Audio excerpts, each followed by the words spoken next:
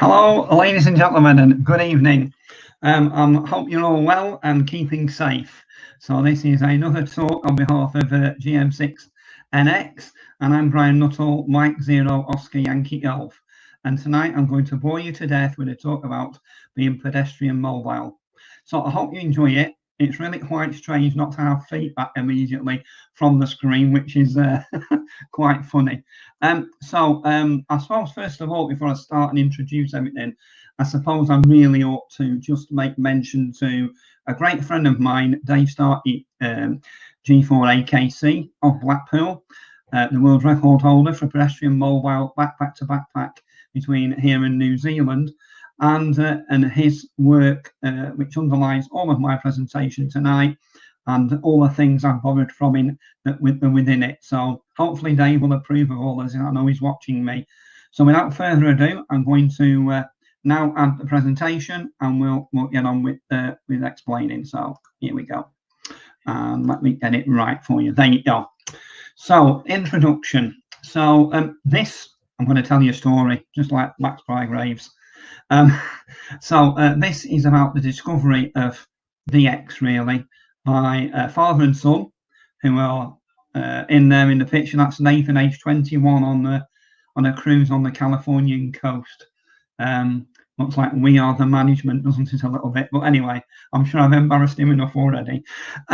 So it's our journey to enlightenment about how to do DX.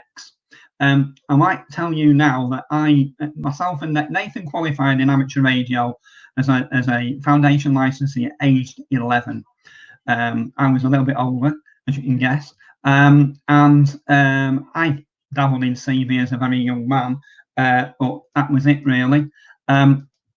So basically, we'd been messing with radio for quite a number of years. That would be around 2008, 2009, maybe even a little earlier than that. And actually getting nowhere pretty fast, to be honest. Mainly doing 2 meters FM, doing SSTV on a Thursday night, I think it was, on a Wednesday night, and going to a club called TCARS, which stands for Thornton Cleveland's Amateur Radio Society. And one day I'd done a talk there with Nathan on SOTA Summits when Nathan was SOTA champion, under 18 champion.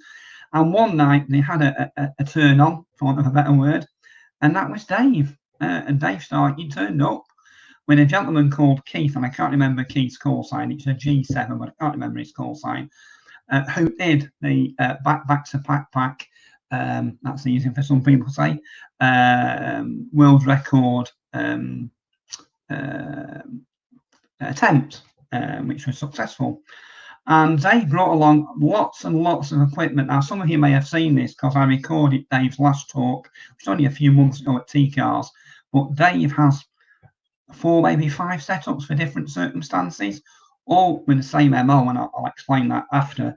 But basically, some are QRO, some are QR, well, not QR, well, they can't, they all can be QRP, but all others with just standard radio on them.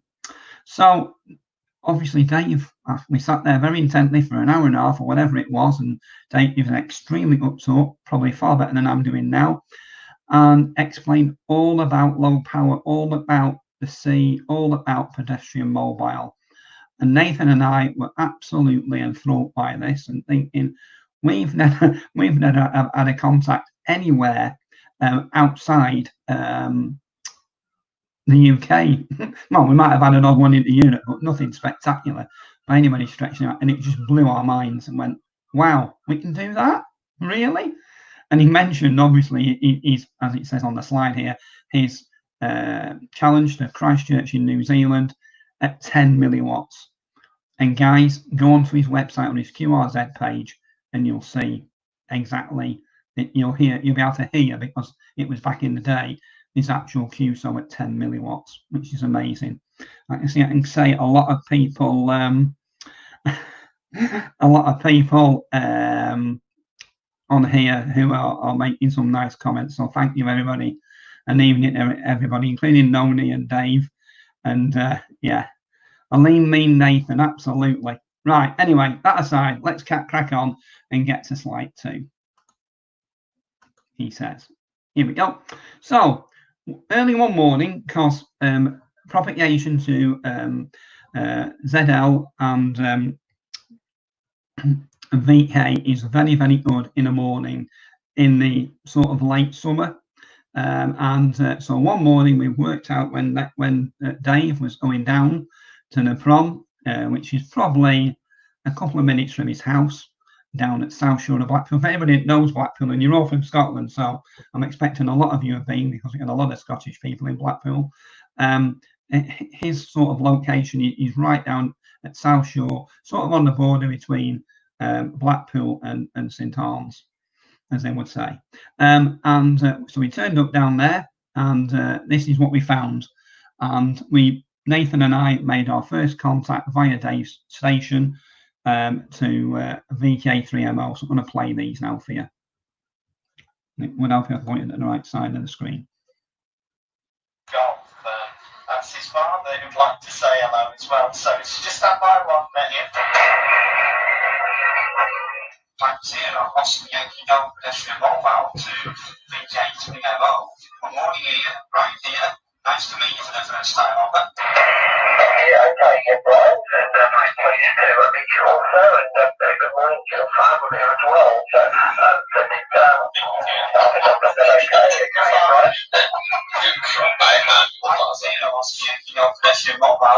I'm Nathan's father. My father isn't here, dear. I've got nothing at all. Lovely to catch you. Great signal coming in.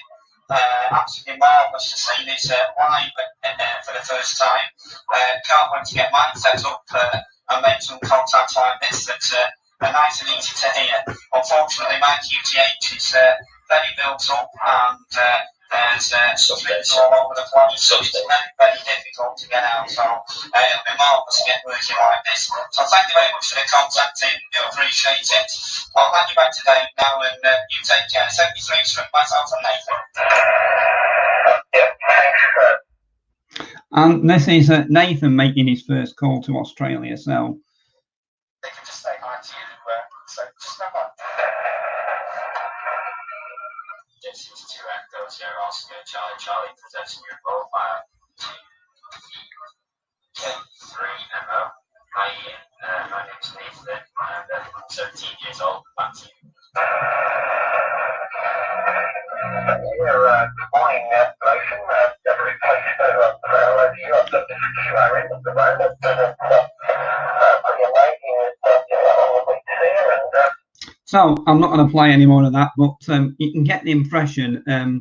I think the main thing, and obviously you're very fortunate with the setups at the club, but the actual quality of the audio coming in from Australia and anywhere else in the world, generally speaking, is absolutely tremendous.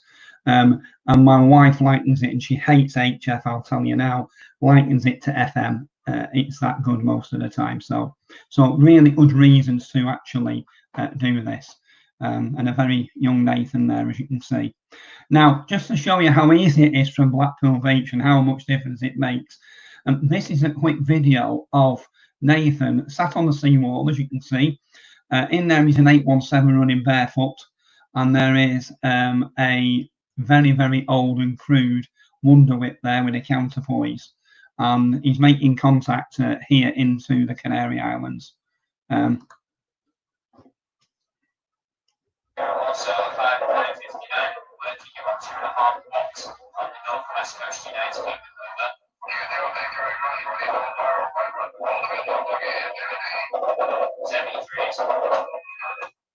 So it is easy, but obviously you'll tell the difference in the quality on that one.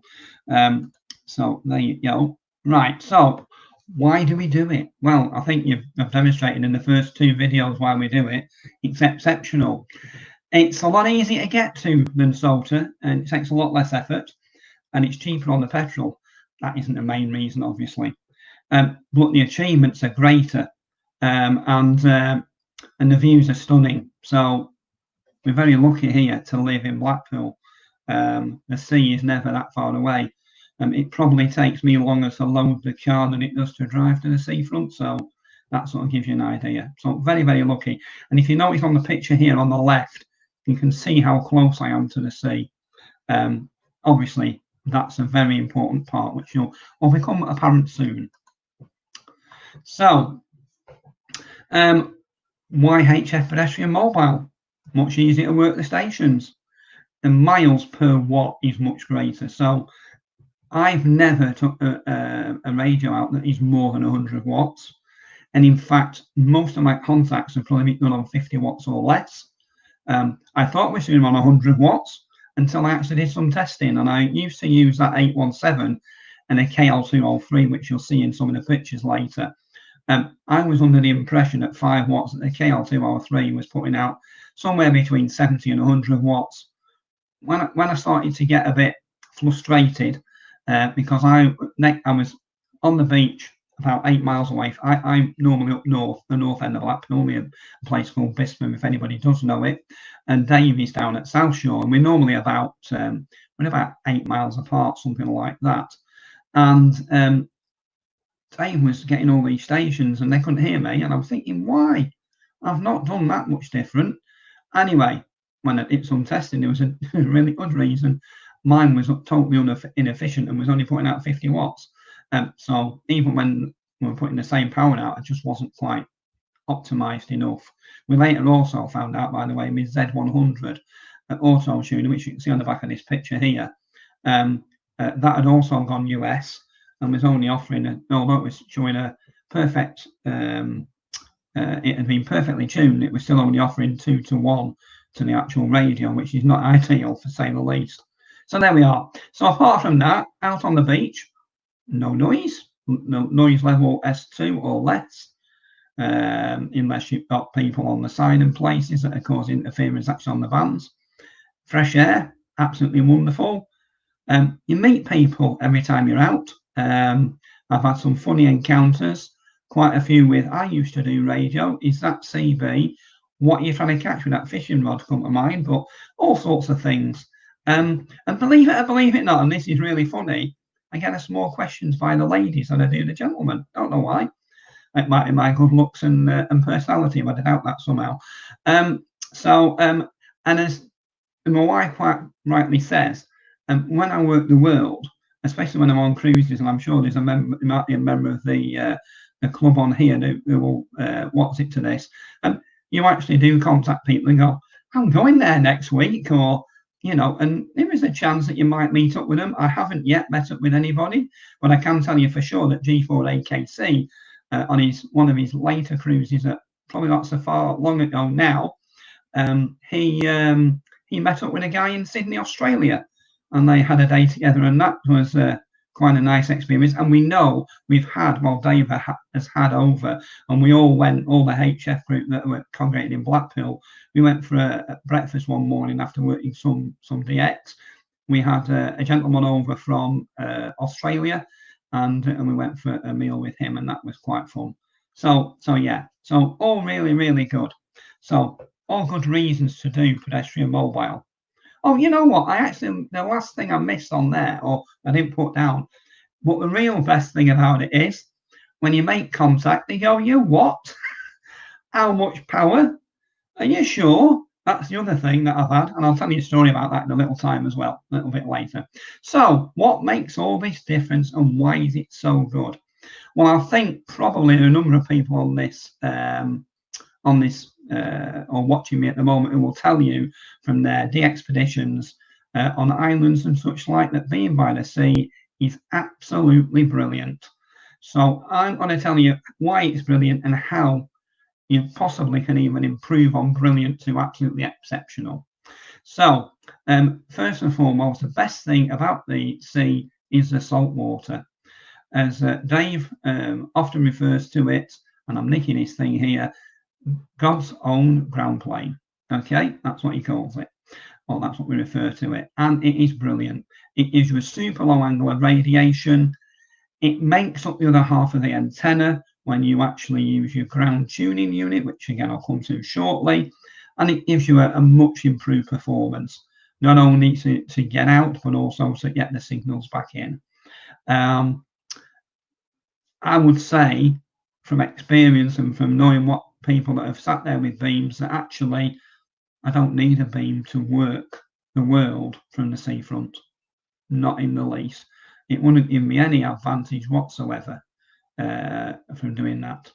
But the really important thing about using this ground plane is that you're tuned up correctly using the ground tuning unit, and you're in a place called the Fresnel zone. And that Fresnel zone is only a few meters from the wet sand sea, okay? And you can literally tell when you've gone out of that Fresnel zone. If you pick your trolley up and you move it, the signals as you move away from the sea will just drop. It's absolutely amazing to see. So really, the key is that thing. And actually, I'm just going to show you this picture that's behind this presentation just for a moment, and I'll remove myself, whoops, from the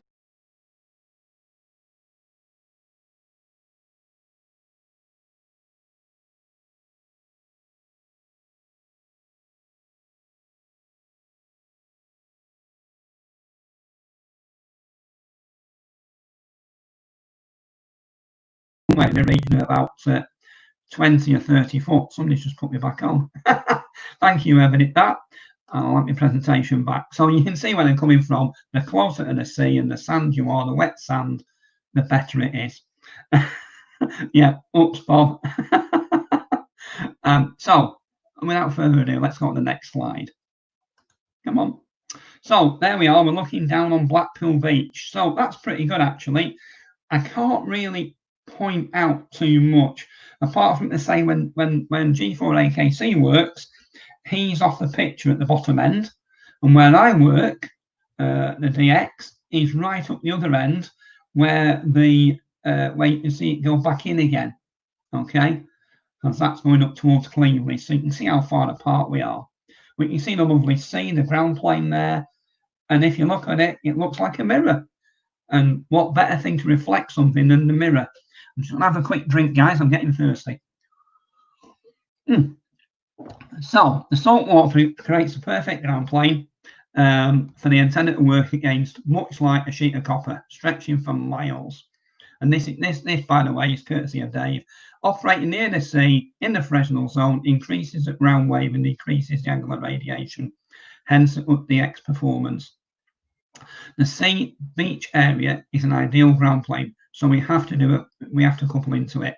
And also must be noted here that actually Dave has a better takeoff to the south, to Japan and South America than actually I do. So I might get a couple of S points down from Dave just because of the actual routes that we're going and the direct route to the actual place in question. So a bit like Kirsty and Phil on the TV, location, location, location, guys, is what it's all about. Okay, right. Limited ground plane is a problem. So when you see the trolleys, and you saw one on that picture that's behind this, when you see that trolley, there ain't a lot of metal on that trolley, and we don't have any trailing wires. Because if we move, we can trip people up. It's not safe in a public area. So we are literally doing the maximum we can to actually give us that tuning without actually having any ground plane whatsoever. However, good RF ground is required to eliminate the RF instability, as everything is really tightly packed, and so you'll see that in the pictures as I go along. You know, really small, all good stuff. So, ground tuning unit. So the ground tuning unit allows me to actually tune the other side of the antenna, basically. Gives me an LSC circuit that allows me to actually tune that down so that, to all intents and purposes, it's looking the same. It's linked in with the ground of the sea and the wet sand, etc. Although I'm not on the beach, please bear that in mind. And it allows then the maximum power to go up the antenna and out and work the world. Okay, so that's my ground plane tuning unit there. On that picture, and this is it in real life. It is small. If I put my hand against it, somebody's working me from behind here, I think, Nathan. Well done, son. You can see how small it is. Okay, it's only the size of my hand, and actually this is quite a big unit what I built. And the reason it's a big unit, or this big is because I'm into electronics, but I'm not very good. Dave will tell you him and Nathan between them have probably cured more dry joints than you've had at dinners. I am not good.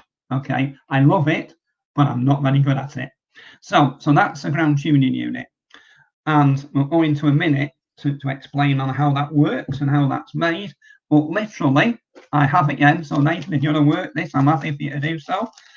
So this is what a ground tuning unit is actually a combination of.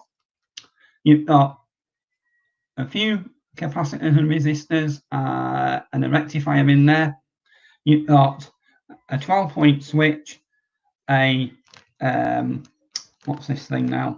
A little toroid, and around that toroid goes a bit of enamel copper wire. I'll put that down somewhere, guys, and I can't find it now. Isn't that good? But you know what I mean.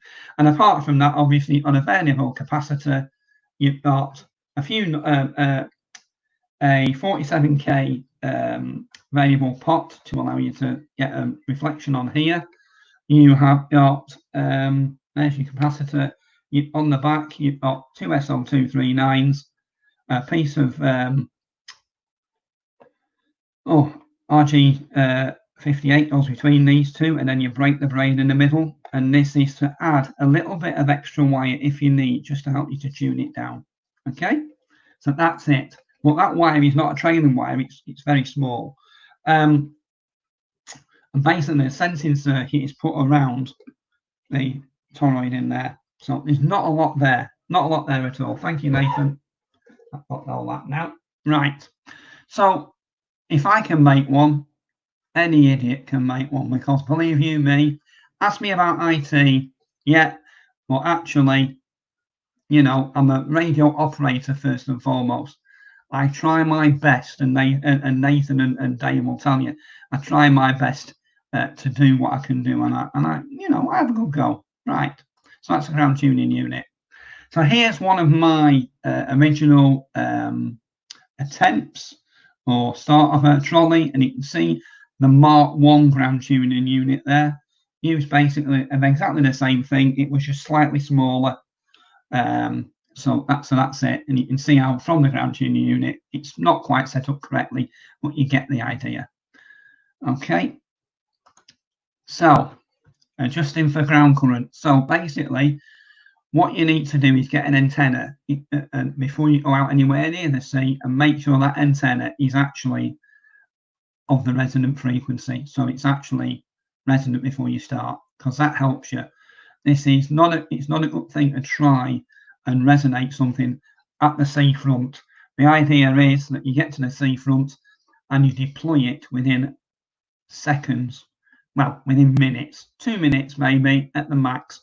Two reasons for that. In the winter, it's cold, and you don't want to be messing around erecting things in the cold and windy weather. Because it is windy at Blackpool. Even in the warm weather, it's windy. So that's what you want to do. You want to get your actual antenna definitely adjusted. It will be slightly different at the sea, but get it adjusted as close as you can. To only have to tweak it slightly to get it to work. So that's the first thing. And then you need to adjust, when you get to the seafront, you then need to adjust your ground tuning unit more than anything to get that good operating. And all you do with that is select your LNC to the best parts to get the maximum deflection on your meter. Once you've got that, you then make sure again that your antenna is still resonant, and tweak your tuning unit for your antenna itself. And then off you go. You're away. And that's really it. So you've got to make sure it peaks on obviously the receiver and transmitter the signals. So there you go. And to help with that, to get things set up, we use things like field strength meters and the such like, and they're never far away. Okay. So RF ground conditions and the performance and how it affects it. So this little table here just shows you obviously what is good and what isn't. So you've got ocean and sea, the resistance is 0.22 ohms, going up to arid desert, which is 20,000. So it doesn't, you know, it's quite easy to see why it would work well. So the GTU ensures that capacitive connection with the different ground conditions, and obviously it makes a hell of a difference by the sea. So here we go. So here we go, and I've got another picture of a ground tuning unit. This was my Mark 1. We did make some adjustments to this, didn't we, Dave? Because again, it wasn't brilliant, but we had to make a few tweaks, let me say. But basically, you can see very clearly here on where the two white, or what they call now, I've lost my brain, cable clips, tie wraps, that's what I'm looking for, a place. You can see along that line there's actually a black wire, and there is then also a enamel copper wire. So that is underneath that little bit there is where the braid of the output has been split. It still goes right through, but it's been split, and then we add the extra L&C circuit into that split. So that's where all the important work is. And you can see the additional bit of grounding, if necessary, coming out the side. And actually, as well as coming out and having a bit of extra wire, we actually attach that to the frame of the unit that we're using, because everything on the unit is floating free. It does not touch the metal itself. So you'll see that shortly and how that works. Cable ties. Thank you very much, Bob. Right, here we go. So next slide now. So this is a diagram of how it all works and where it is. So you can see here, this is a mobile antenna. This particular one is for 20 meters. It's got a bit of a coil in the middle. Very, very good to have that coil in the middle in winter. If not necessary. The only reason I have that coil in the middle is to make the aerial a bit shorter. Because in the winter, when it's windy, it's difficult to deploy a 7-meter pole in the wind, as you can imagine. So that helps. I mean, some of the poles we use for 40 meters and so, or that they've used this for 40 meters and such, are even bigger than that. So yeah, we have a few coils in case of and to use. And we also now use as a stock antenna, really, for 20 meters, especially a 1979, an MFJ 1979. It's probably the best piece of kit they've ever made. It's a telescopic whip. When it's down, it's probably 2 foot long, maybe a bit more than that, but approximately 2 foot long, and you can just sling it in the back of the car. Absolutely brilliant piece of kit. Comes out at basically a quarter wave on 20 meters. So, so absolutely brilliant piece of kit. You can see the L&C circuit there from the braid, and then it goes to a transmitter. So that's that diagram. And then the next one, and I'm trying to see where I am. I'm here, and this is a diagram of basically that. Oops, and I can see it. There you go. That's what that is. And so yeah, so that's all it is. And obviously the signal diode is the rectifier, so you get your display on your meter. And actually, what I did when I did this first, classic mistake, had the two diagrams, make the ground tuning unit, got a little coil on a what's it, and then put it on there, and I didn't actually put it around the sensing. It wouldn't sense anything because I put the two together. Anyway, we got it all sorted in the end, and all is well. Now, these diagrams, the two I've just shown you, are available through Dave's website, g4akc.co.uk, and also on the Real HF mobile Facebook group. So, and there's lots of helpful chaps on there if you want to do anything of this. Now, we're talking about actually deployment. We've got a couple of what I would term of weapons of choice. So the one is a 1979, which I've not brought in the house, and I should have done, but you know what a telescopic whip looks like. And the other one is basically a pole with a piece of wire going up it. I use a bit of speaker wire and a capacitive hat. And when I was very excited one day after learning about all of this, I made this video of my creation of how to do this. And I can't claim any credit for this, really. It's actually Dave, so bear with this really, really silly video, but you'll get the idea of how quick it is to deploy it. Good afternoon. antenna mechanism to stick on my pole, and I'll click it and go up. So once I've asked it that date, ask for a G2 I'm sorry about the sound going off. I don't know why it does that. It's a very old video. It's been on YouTube for years. Really quite strange. But you can see here, I'm just messing about. And if I was in the field, I wouldn't be taking this much time to deploy it. Excuse me.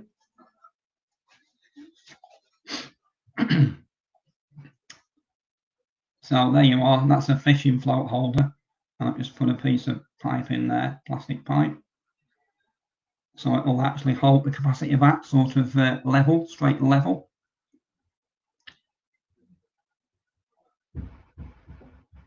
So let's see. Hanging my wire on it.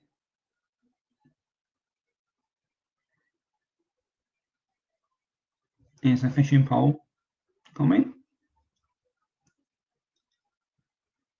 Pop that on there.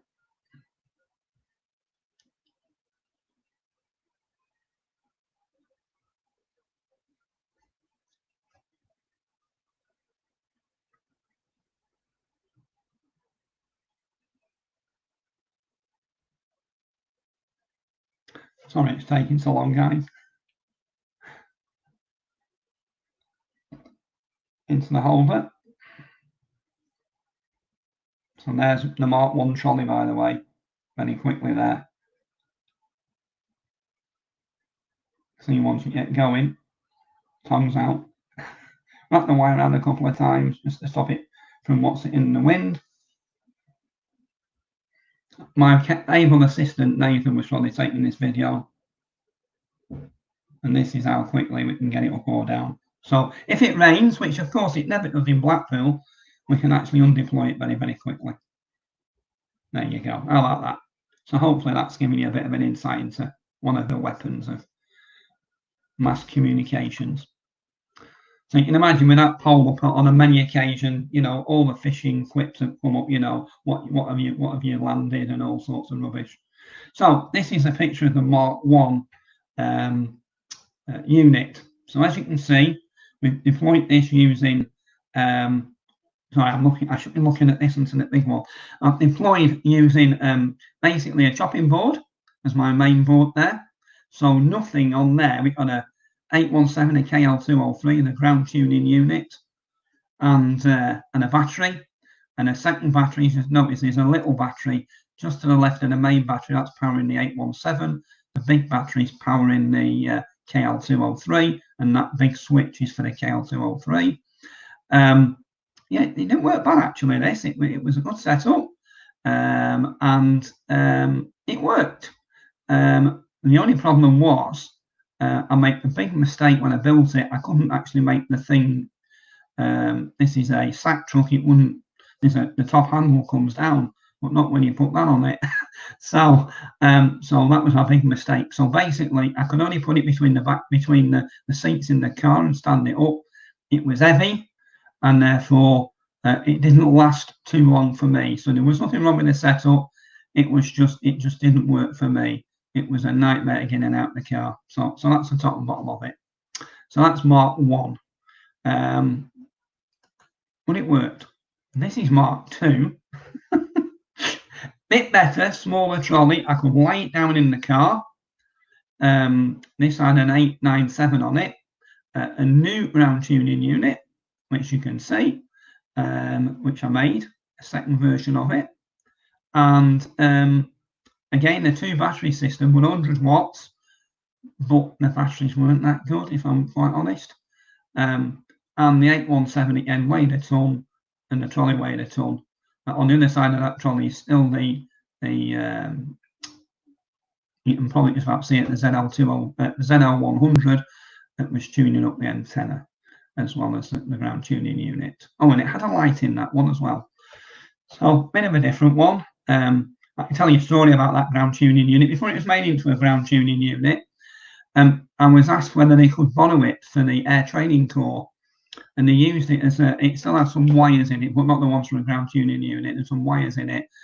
I gave it to them and yeah, here's a few wires sticking out. We were using it as on an exercise to make out it was a bomb. The problem was it looked too much like a bomb and they had to write all over it because they were doing that exercise on an RAF base. So there you go. So that was Mark II. Mark III, I'm not going to picture up, but this was my first one with the X70 in it, and a 40 amp an hour battery, and that worked extremely well. And I worked all over the place. I just couldn't get out enough with work contact, with work commitments, with the XYL. Getting out is not the easiest thing to do. But I had some very memorable QSOs with that one. And I think the one that comes to mind the most, and I can't remember the call sign, but I'll tell you exactly. I was on my own. I wasn't with G4AKC because we often double time together, and that's great fun with the turbos. The best thing is that people in lab probably can't hear the stations we're talking to. We often get cold wires. So with this Mark III setup, which unfortunately I've not got any pictures of, two really memorable QSOs I had. So I sat on the front and I was talking to a gentleman in New Brunswick in Canada. Now I know that sounds like nothing. He was on a half-size G5 in Canada, and I'm just sat on the front. Probably not, well, I might have started working 100 watts, but I certainly turned it down. And he went, "What the hell are you using?" When I said, because whenever we sign, we always say M0OYG Pedestrian Mobile. And of course, if they're of the proper English-speaking people, they will normally ask, "What do you mean you're pedestrian mobile?" And we explain and we send them to the website or to the QRZ page, and they look it up. And once they pick themselves off the floor, generally speaking, they go, "Oh my God." And this guy went, "I've only got a half-size G5. You're like 5 and 9 plus 40 dB. You got a linear on that?" I went, "Nope, no linear." And in fact, I turned the power down. And with, as you know, with a Linko DX70, unlike other radios, is not variable power. So you've either got 100 watts or 10 watts. So I whacked it down to 10 watts, and he nearly fell off his chair again. I was still 5 and 9 plus 20. So really, really extremely good system to work. And the other one was same setup actually. And I was listening. I just come on frequency, come up, and there was a guy in Norfolk, and he was talking to a guy in Australia or New Zealand. And I waited for him to finish. I could hear him beautifully, absolutely as clear as I'm talking to you, and absolutely hilarious. I started talking to the guy in New Zealand, Australia, and he went, and in between us keying up, I heard him go back in, and he went, "Can you tell the guy from Blackpool I can hear him?" I went, so anyway, so the guy went, can you hear him or whatever? And I went, "Not only can he hear you, I can work you." He was that clear. Now that might have been backscatter, but actually it was that clear. It didn't seem like backscatter. It was almost as if we were going actually around the world and actually getting back to him. It was that clear. It was hilarious. So a three-way contact between myself, somebody in New Zealand or Australia, I can't remember, and somebody in Norfolk. Hilarious. But what an absolutely stonking experience. So there you go. Right, back to where I was. So without further ado here, this is some of the latest pictures of G4AKC setup, and as you can see, they can run up to 300 or 400 watts. You can see his Linko DX70 in the bottom left. Under that is a variable power tool which runs on the ALC to reduce the power, and he can go down to 10 milliwatts on that or something around that. So the top right is the linear if he uses it. You can see in the middle at the bottom a picture of him. He pulls this little trolley, and this is only one of his trolleys, by an electric scooter because he's that close to the sea. And you can see it's an old bike box behind there that he's using. You can see above that his big ground tuning unit, because if he uses the linear, obviously it makes a difference. You can then see in the bottom left a bit of his setup there. He's got all sorts on board, temperature control.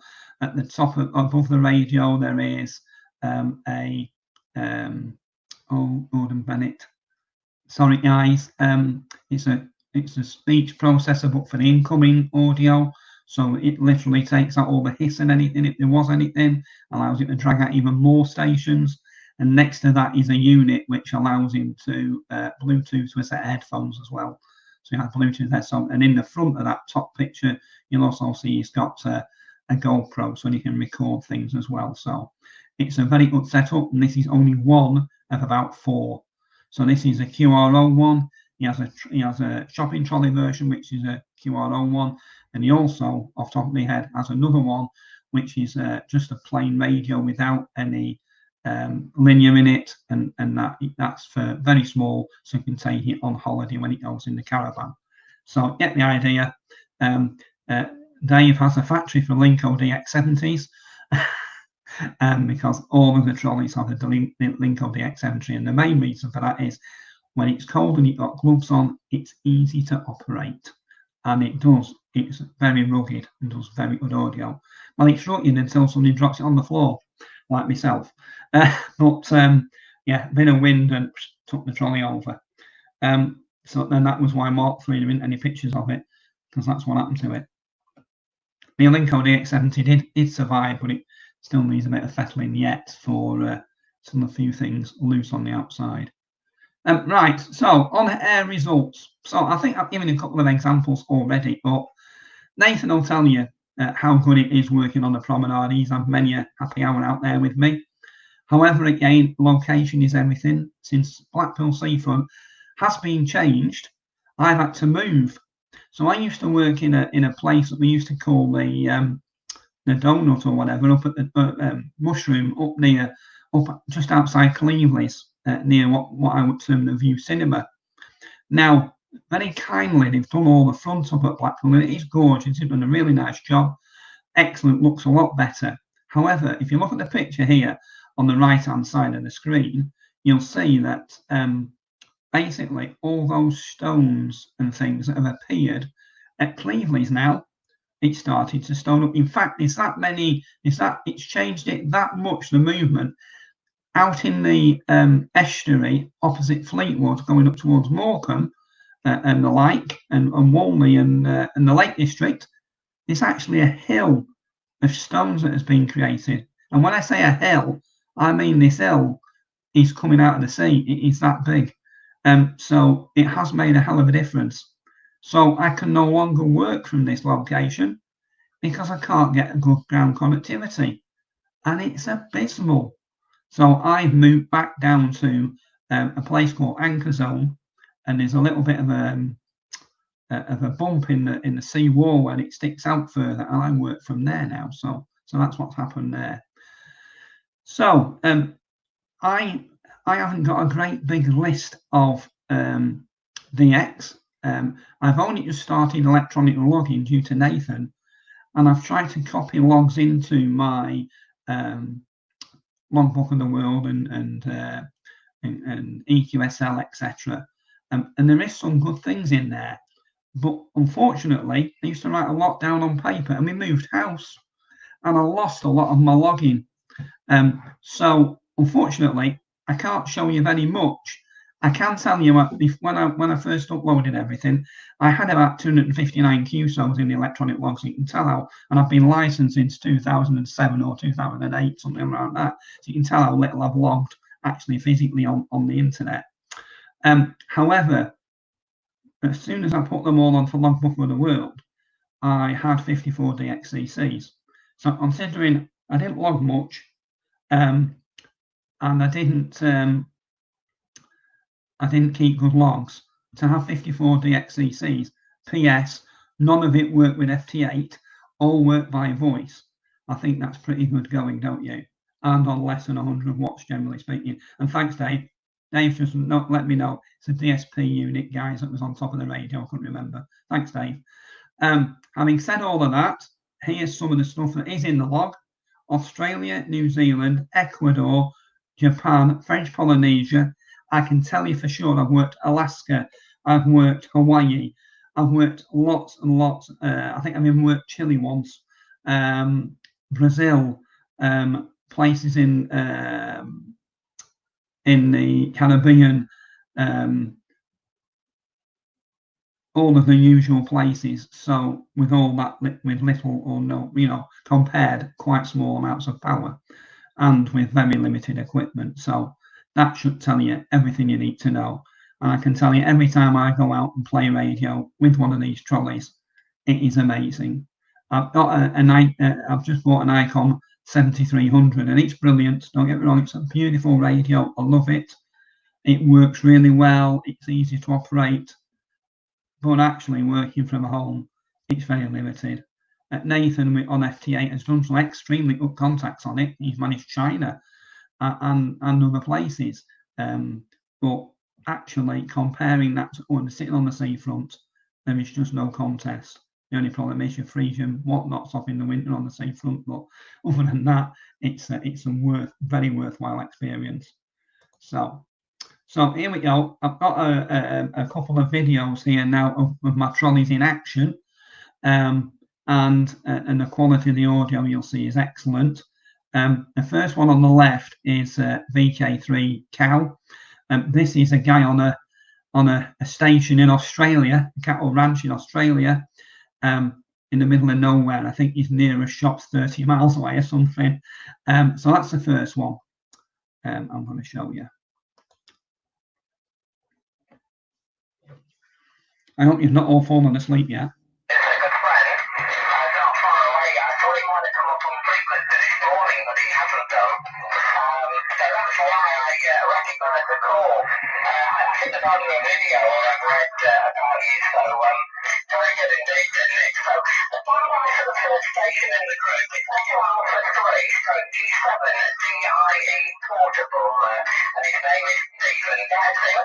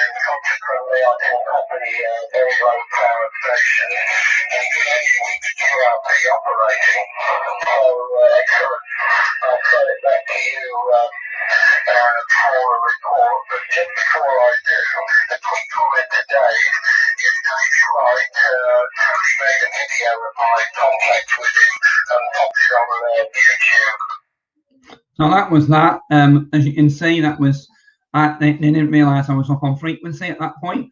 I did talk to VK3 Cow later on, and that was G4AKC Dave talking to him, and obviously you could see how good that contact to Australia was, and that was on that piece of wire up that pole. And this first one here, this other one, this is my first ever outing with my first ever trolley, as you'll recognise from the trolley from one of those pictures.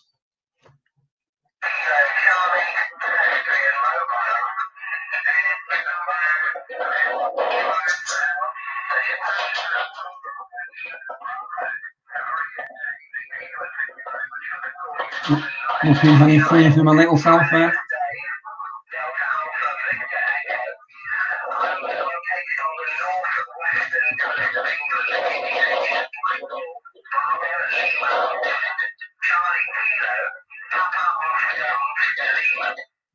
So there you are, you get a feeling, and you know, you can see these videos, by the way, on YouTube if you want to have a look further later. So you can see it's really worth the attempt, it's really worth the effort, and it's extremely good fun. So, is it worth the effort? Well, results in the Fresnel zone are truly remarkable, particularly when using vertical antennas. The gain figures when you're near the sea are close to 15 decibels improvement on low angle signals. This has been proved in practice on many on-air contexts whilst moving in and out of the Fresnel zone. So often DX signal reports on both transmit and receive easily beat those of other UK and European stations using beams and high power. So the proof in the pudding is in the eating. I know that there's some guys on here that have certainly done similar things to this. Not sure whether they've deployed a ground tuning unit, but I can highly recommend them doing that. And yeah, go and try it if you can and have some fun. And you don't need to lug around big amounts of kit. So without further ado, here is a very early picture of Nathan to embarrass him of him making contact on a solar summit near us called Longridge Fell.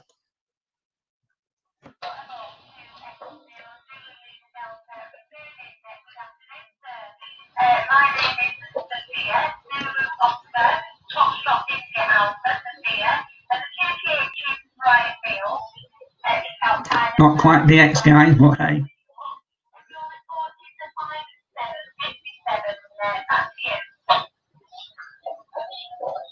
Yeah, I don't worry. Tell you give him a report on the next one. That's over. Charlie. Yes. Zulu Delta Lima or Zulu Lima Delta.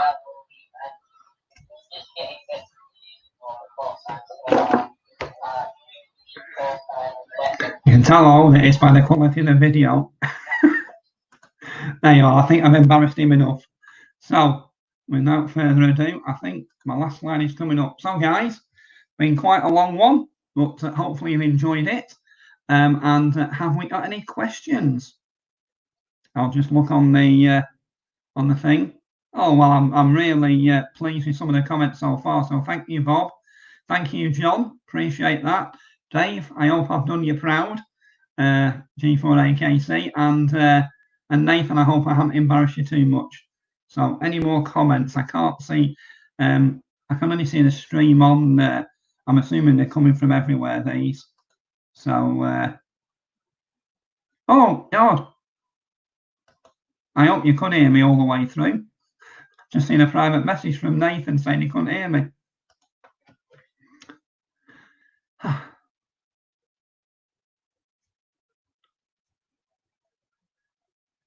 Well, I can't see any more comments from anybody. So unless some come through, Nathan, do you want to pop in or do you want to tell me whether there's any issues or whether...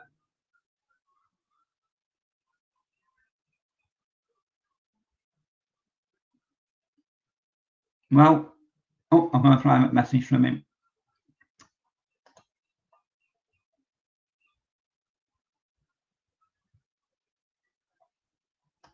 Oh, right. Okay.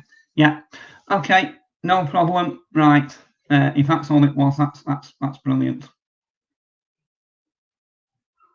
Oh, okay. I'll give it a couple of minutes. Thanks, Nathan.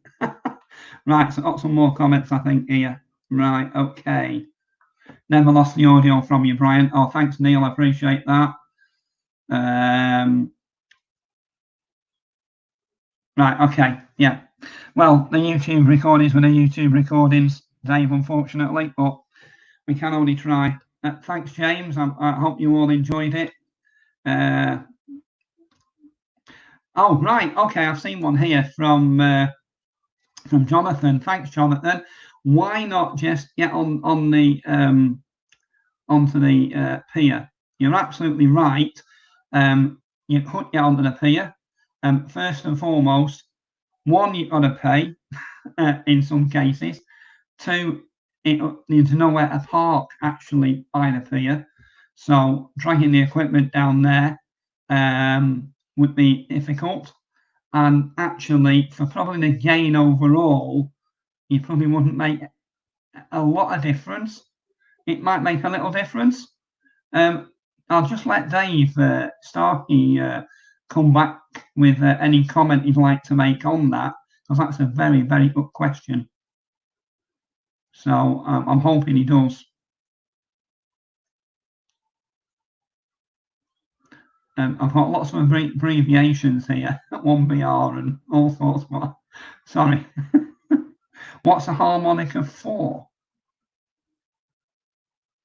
Don't understand the question, to be honest. Well, I know what a harmonic is, but I don't understand why you've written that. Sorry. I apologise. See whether Dave comes back with anything, if he's still about the pier. People have done it on the pier, by the way. I do know that for a fact. So M0OYG Date, yes, absolutely CPAP in all directions. Yeah, and it would certainly help. But as I made mention to, it's not conducive in Blackpool. If we were out somewhere and it was a pier that wasn't being used and such like, then yeah, great. But actually getting there, getting parked up and then dragging the trolley for God knows how long to get out on the seafront onto the pier is not really very good. But we do have a colleague, M0DAD, who works up in the northeast, and he does have a pier. Oh God, Blythe, I think it is. It's a pier in Blythe. And it goes out on there. So yeah, so it does work. And yes, it wouldn't give you that all-round direction. Well, at least most of all-round, not behind you, obviously, where the actual land is. That wouldn't work either. But yeah, it wouldn't give you a better takeoff all the way around.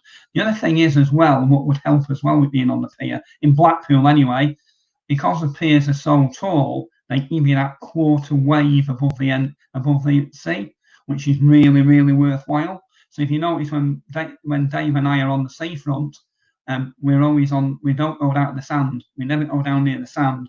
We stay on the sea wall because that gives us a quarter wave up from the sea, basically, roughly. Tidal location. However, we are at a tidal location, so the tide is often out up to a mile. So yeah. So again, it would be preferential if we could. So not done it, Bob. I know people do maritime mobile, and there are obviously certain rules around that. And yeah, getting the sea underneath it certainly wouldn't do any harm. And I know that people do work maritime mobile, and they're very successful at it. Obviously, the only downside there is I'd have to get a skipper's license. I don't own a boat. I won't get planning permission to buy a boat from the XYL anyway. That's the main limitations in this household are the XYL, as which Nathan and Dave would agree with. Yeah, and a boat would be rather an expensive addition to the arsenal. But yeah, I would like to be on the sea, and I would like to go on. And in fact, if we had a boat, Bob, apart from the bobbling about, and I do cruising anyway, it would be warmer potentially than what it is sat on the front. Trust me. Yeah, absolutely. MZB, yeah. Right. So, any more questions? Hope you've enjoyed it, and I'm hoping that when all this is over, guys, I'll get up to Scotland to see Nathan, and hopefully, if it plans in with a Thursday or a Sunday, I'll come down and have a great time and see you all, whoever's down at the club. So Nathan's put up about, would you like to host your own talk or find out more about the club? Please visit there. It might even be Jonathan that's done that as well. I don't know. I'm accusing somebody. I know they're looking for more talks. If anybody's got any ideas, wants to do one, please get in touch. Without further ado, thank you very much, gentlemen. I hope it's been worthwhile. Take care. And this is M0OYG signing off. Thanks a lot, guys.